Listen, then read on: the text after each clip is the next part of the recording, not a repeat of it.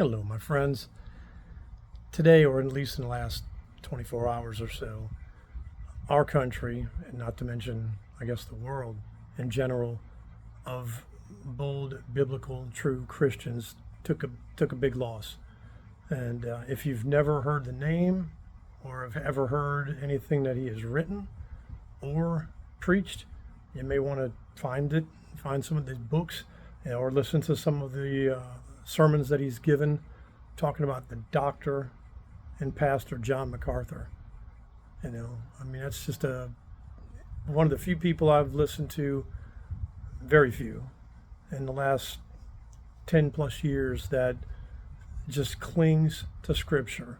And to do so, and I know I offend people when I preach certain things that are unfortunately being absolutely skewed by so many churches because they'd rather make money and rather have power than really try to save souls. And 2 Peter 2 talks about exactly that, if you think that this doesn't happen. But this particular person just was really bold wasn't afraid to talk, to tell people what they needed to hear. But the key is, jet passing by, is he did it out of love. He didn't do it to try to look like he was smarter or a better person than anyone else that's out there.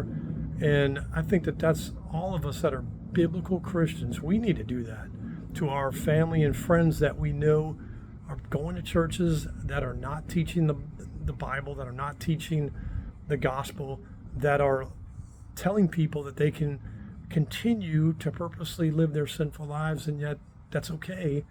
And yet, my goodness, where has that been said? I mean, you can read all the Old Testament and New Testament that you want, and it's clear as day that you cannot continue to do these things if you truly want to walk in the path of the Lord. What did Jesus say himself? Deny yourself, pick up your cross, and follow me if you want to be his disciple. So these are things that are, again, biblical. You really need to dig more into the Bible, and I'm afraid that's what people, unfortunately, do less and less of, is because they're just trusting so much in the religion that their parents might have grew up with, or their parents grew up with. And they're getting frustrated because they hear certain things, and they're like, why did this happen and why did that happen? Maybe it's time, more than ever, to quit trying to listen to what your denomination may be saying, especially those that are doing more traditional things, which the Bible also warns about, instead of preaching true scripture. Dig into the Bible. This is what it's there for. I'm also letting you know this, just like, this pastor did, that it's out of love to do these things. There are things I guarantee that I'll try to list in more detail that probably would cost me friendships. That's going to cost me a lot of things, but I'm trying to do it out of love, and I want people to do the same for me. If I ever get blindsided and I'm purposely doing things that I know are not what I should be doing and following God's path by bearing my own cross, I need those pointed out to me. Because if you love me at all and you're a follower of Christ, that's what you're supposed to do. So that needs to be our goal. So hope that some of that makes sense.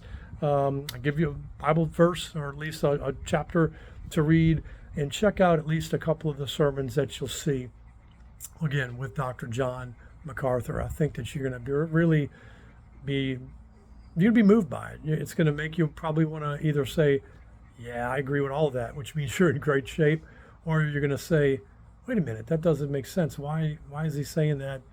That doesn't, and that's going to make you want to dig into the Bible, which is the 100% truth. So hope that helps. Hope you guys are all doing well.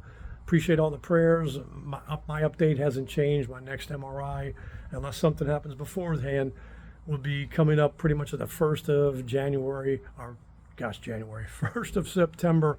And I'll be up there in the UAB seeing my neuro-oncologists. So appreciate everybody. I love you guys, and hopefully chat soon.